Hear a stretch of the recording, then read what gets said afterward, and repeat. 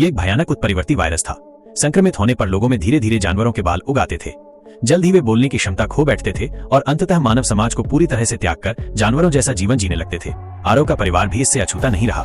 दुर्भाग्य से उसकी मां स्नेहा भी इस वायरस से संक्रमित हो गई और अंततः एक भालू मां में बदल गई। शुरुआत में आरव इस सच्चाई को स्वीकार नहीं कर पाया, लेकिन समय के साथ उसके शरीर में भी भयानक परिवर्तन होने लगे। वो जो आमतौर पर दुबला पतला था, अचानक से एक अलग इंसान जैसा लगने लगा, इतना ताकतवर कि अकेले ही 4 लोगों की ताकत झेल सकता था।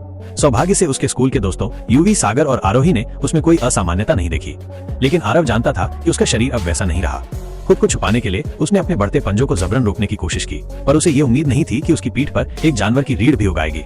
इस सच्चाई ने आखिरकार उसकी मानसिक शक्ति को तोड़ दिया।